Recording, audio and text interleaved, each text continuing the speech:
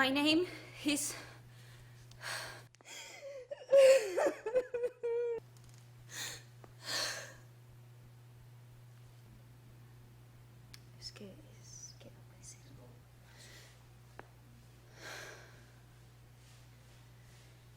My name is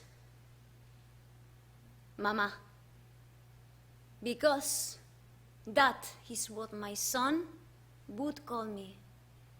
And that is the last word I remember him screaming in terror as he was forcibly taken from me. My son, who was kind to animals and loved cartoons and loved playing with his friends at school. My child, who would dream of one day flying into outer space, only to bring me flowers from some other planet, somewhere far away. A gentle little boy who greeted every morning with a smile, filled every day with wonder, and every night with a prayer that he would one day grow up to be my protector, and that he would build me a house filled with love and laughter, and a kitchen big enough to match the size of his appetite.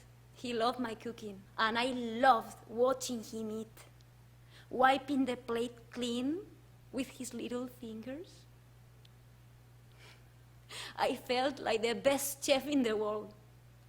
And believe me, we didn't have much, but for him, we had everything we needed. I wanted more for my son than what little I could barely afford. I didn't want for him to feel the tug of fast and easy money that comes from selling drugs on the street, like some of his friends in the neighborhood were already talking about. That is not what a 7-year-old boy should be thinking. He should not have felt like I needed protection from the people in our own town. But this is the cost of narco-trafficking: to hurt people beyond suffering, to plunge them deeper in misery, to become rich at the expense of humanity, duplicitous, at the expense of any sense of loyalty, cowardly, at the expense of responsibility, to bribe and to be bribed, to be bought without any remorse about consequence or pain of conscience. I wanted more for my son. He wanted more for me. I came here not for the American dream. No, I don't believe in dreams. I have my own desires for me, my son, and my family in my country, because that is where we live. Our eyes are wide open. I came here only to ask America. No, the American government to take responsibility for coming into my country first, for poisoning our water, despoiling our lands, loading us with incalculable debt that we will never be able to repay, for turning our military, our police, our judges, our politicians against us. Can you imagine that? If they were bought, that is a shame, una pena terrible, that they chose to be bought. I suppose every leader has their weakness. We have our share of weak men. Now America hates us, but I think that is because they see the ugly reflection of a mirror that is broken. I know there are good people in America, like there are good mothers everywhere.